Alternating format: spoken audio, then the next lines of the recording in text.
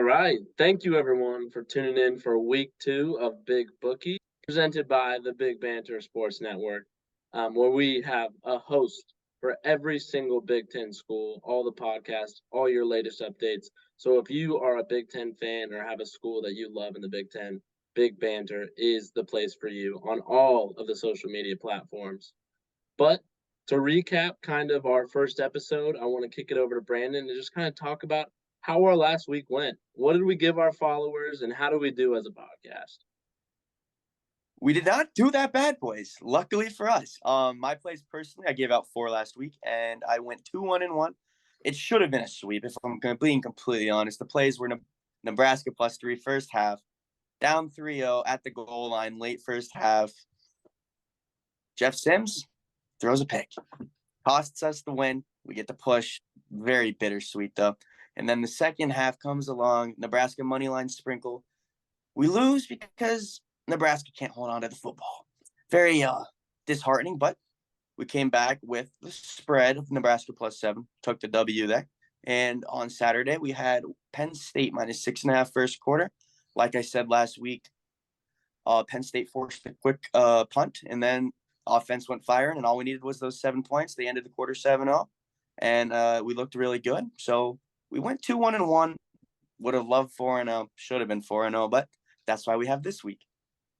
Exactly. We're going to bring back those picks this week. Last week, I took Rutgers to cover their +3, I think it was, and they did that phenomenally. I don't know if they will continue that, so I'm not taking Rutgers this week. But I think they played well. They looked like a really good coached football team, and I think they'll be a lot better than people are expecting. But with the state of the Big Ten, I don't think that they're going to have much of a splash this year. But that's just me. And then to kick it into our risers and fallers, I want to introduce our new co-host, Chris. It's a pleasure to have you. We love to have somebody kind of even us out. I think me and Brandon like to take those riskier bets and take some dogs at times, but I think you'll kind of level us out a bit. Yeah, I'm super excited to be on board with this. And yeah, awesome week 1, guys. I think it was some really good bets on the board. So hoping that I don't jinx us and can come in here and kind of keep that going. So yeah, risers and fallers. Biggest takeaways I had week 1. Riser, I felt the Wisconsin offense and specifically the run game was something that coming into the season, a lot of people were very high on. I think everyone knew 2 elite backs with Malusi and Allen that was going to be a good run game, but to go out, they have almost 400 yards on the ground and 4 touchdowns combined. I felt that was a big statement, even against an inferior opponent. I think Michigan struggled running the ball against Eastern Carolina. They averaged 4 yards a carry, 4.4 yards. And then Ohio State had 4.5 yards per carry against Indiana. So I think for Wisconsin to go out, especially in a game where Mordecai didn't play great at quarterback, turned the ball over a little bit, to be able to go out and run for 400 yards and 4 touchdowns, that's going to be something in the Big Ten that's going to be crucial down the stretch, being able to run the ball and close out these games towards the end. So definitely something that I was excited about going into that game and excited to see that they capitalized on it, and definitely like that going into the future. Biggest faller for me was kind of the Purdue home field advantage. So one of my big bets this weekend was Fresno State to go in and beat those guys. I felt like Fresno State had a pretty good team with a lot of transfers, and Purdue had a lot of new things on offense with new coach, new OC, new quarterback. And I was surprised that, Card looked really good. Purdue's offense, contributed well. They put up 35 points, but defense really struggled. I think, being at home and allowing almost 500 yards to a non-Power 5 opponent, especially on home turf where we've seen a lot of great Big Ten teams fall. It was definitely disheartening as a Big Ten fan, I think, to see that. So I'm interested to see how they rebound, because Fresno State's the only non-Power 5 school they play this year. So they got a quick turnaround against Virginia Tech this week, and that defense is going to have to shore up here soon. Yeah, absolutely. I think those are great takes. That Wisconsin backfield is just something that I think we're going to continue to talk about the entire season. I think it's going to be one of the best in college football, to be honest, but that will be to see throughout the entire season. Brandon, what about you? Who you got as your riser and faller? Yeah, for sure. My biggest riser actually was as well the Wisconsin running game. Think a lot of people are like worried that Wisconsin would try to go more towards the air raid offense early in the season with Mordecai and Longo coming in, but we're amazingly to see. We got to see 400 yards on the ground, and hopefully they can continue to do so. And I would say that Mordecai was quite underwhelming for me as my Wisconsin over 8.5. I don't think it stands to worry me too long, but some bad turnovers. Hopefully he can get those ironed out. But the run game stood up for him and got it done. It was fantastic to see. My biggest faller would actually be in victory, the Fighting Illini of Illinois. I thought that this season would be the year. Hey, maybe we're here. We're a good program. We're going to continue to be building upon what we did last season. And they were a fourth down miracle, not miracle per se, but 4th and 6 away on their last drive from going down at home to Toledo. So I'm not super high on Brett Bielema's squad right now. Chase Brown's gone, obviously. So we're going to have to see if Altmaier and the running game can get something going. The defense was lackluster, especially after last season's phenomenal point per game average and total yards, total defense. So hopefully we'll see better from them in the future, but they just really disappointed me this week, even in Yeah. victory. Yeah, no, definitely thought the same with just the kind of caliber that they had last year fighting throughout the West and just really their defense was definitely the leader of that team. And to come out against who should have been, I know that they were very good in the MAC, but you you should come out as a Big Ten team and be able to handle that with business. And I just felt like it was not at all what we expected from Illinois. And I think we're going to have to watch that throughout the season, like you said. But moving into my biggest riser and faller, riser, I really like the Penn State defense. I thought they came out. It's a big stage, national television against a Power Five opponent. Although I will say that West Virginia is projected to not have the best year on paper. There's a lot of turmoil in their locker room. So it was not maybe the most formidable Power Five opponent, but it still is a Power Five on Saturday night, prime time. And I thought they came out and really showed that Penn State is going to be a formidable force this year because we knew that their offense, they had a lot of talent in the backfield, and we knew that their corners were lock up. I think a lot of them in our big banter polls are going top 10 easily in the secondary. So just seeing that all finally come together for James Franklin and show that early in the season where I feel like it's kind of been like Ohio State where we struggled through the first few games, but then middle of the season you really hit your stride. I think Penn State came out and just showed the national stage that, hey, we're here, we're ready to play for it. And it's going to be an interesting year for Penn State for sure throughout this season because I don't think they have the easiest of schedules either. So they're going to be put to the test, but that's to come.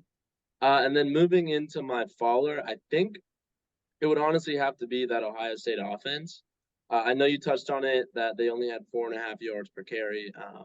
I don't think that's terrible. I think that you are playing an in-conference opponent first week, so it is a bigger test than maybe some of the other teams that have a group of five that have an easier, and that's who OSU's playing this weekend. So maybe they can iron out some of the kinks, which I expect.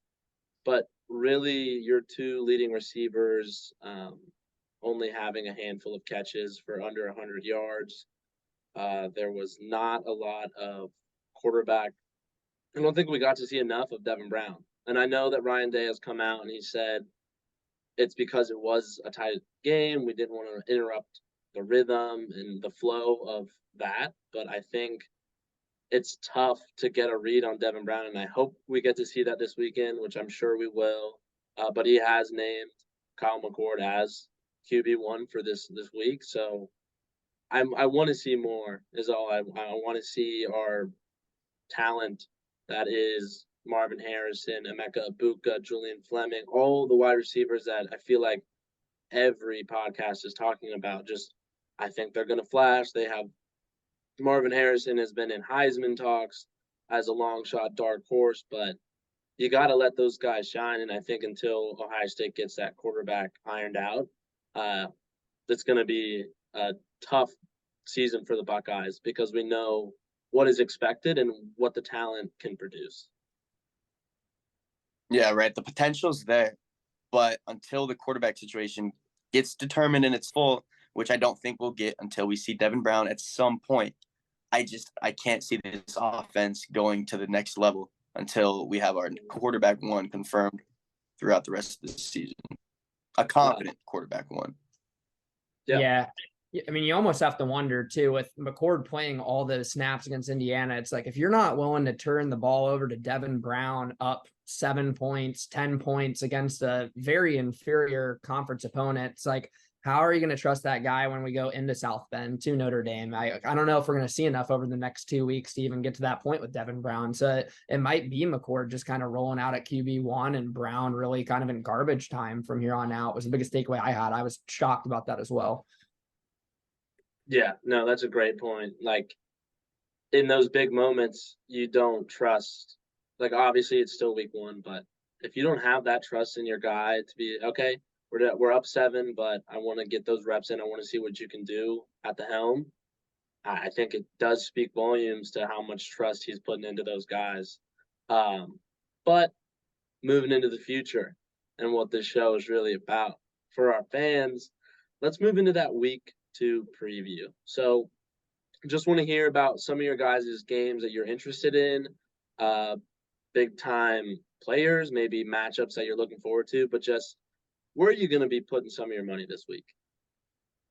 And Brandon, we can start with you.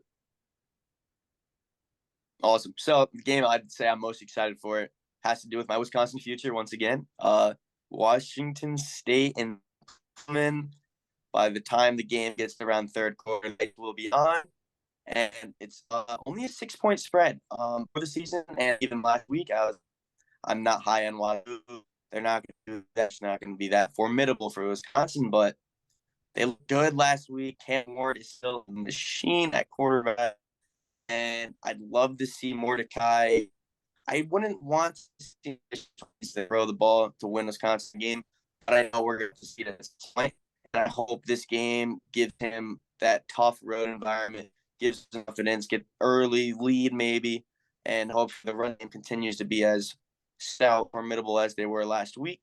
I don't know if I'll be able to play Wisconsin -6 yet. I'm still on the fence there. I'll be.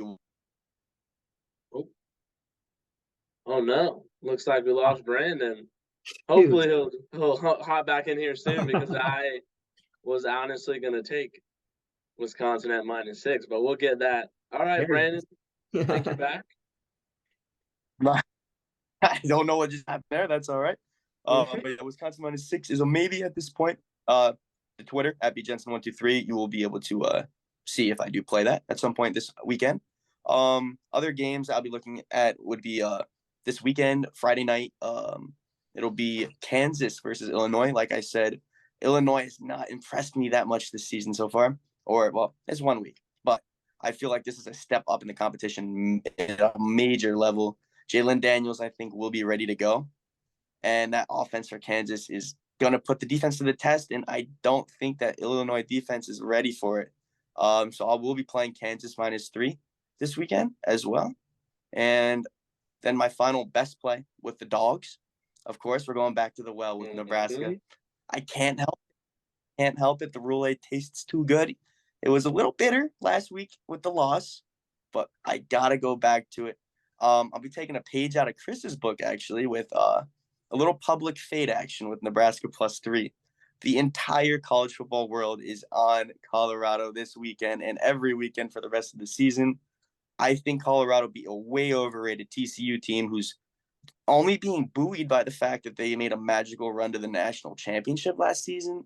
The defense was not good. Yes, Colorado looked amazing. They won me a lot of coin last weekend.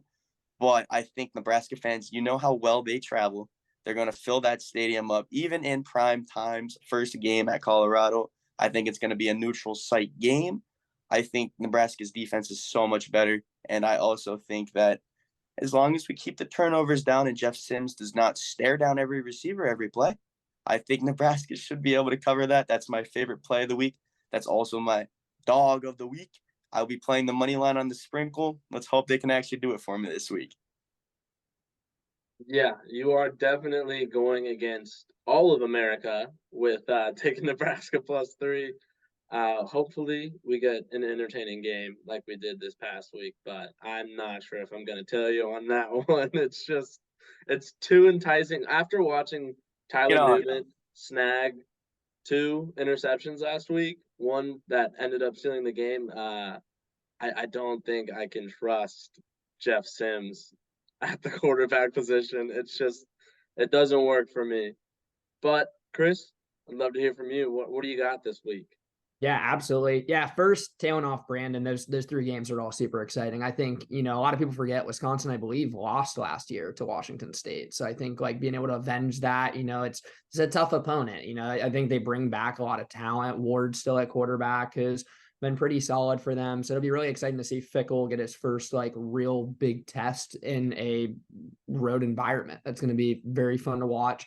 That Nebraska-Colorado game is going to be exciting. I think, the Big 12 kind of embarrassing for them, kind of losing to Colorado almost. I think this is a team that was projected 3.5 games coming into the year. And, I'm excited to see a Big 10 team get a shot at them. And I'm excited too in the fact that Nebraska is going to get to play some offense. They need to. I think last week they really struggled offensively. Sims turned the ball over. And if they're going to win this week, it's not going to be a defensive slugfest, I think. I think they're going to have to put up some points. And I think Sanders has shown that he's, a capable quarterback that's going to be able to move the ball for Colorado. So for Nebraska to stay in this game, Sims is going to have to take a step forward quickly and be able to move that football forward. Other exciting games I'm pumped about, the Cyhawk game. I think it's easy to knock on. I think it's 2 teams that don't score a lot of points. I think, the unders are real trendy play in that, but I think it'll be interesting to see. McNamara is battling an injury with his quad. They're on the road.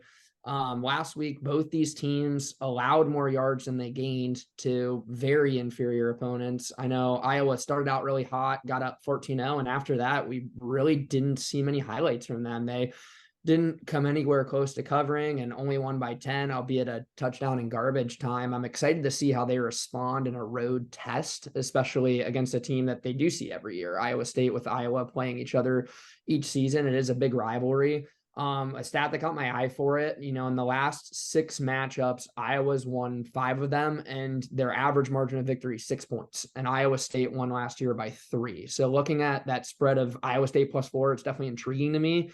I think that this team's being a little bit undervalued, just having lost Deckers and some other players to suspension for doing what we're doing right now and talking gambling a little too much. But I think that, they're not an offensive ball club. I think, they have a 4-star Rocco Becht coming in at quarterback, and then they also have J.J. Cole off the bench as well playing quarterback. I think there's not a huge regression there at quarterback for a team that won this game last year with only 10 points. And I trust their defense to be able to contain McNamara, especially when he's playing hurt right now and just hasn't done a lot to what I think really elevate what Iowa is offensively. I still haven't seen enough from them to trust those guys to go score and win a game. So I really like Iowa State as my dog of the week.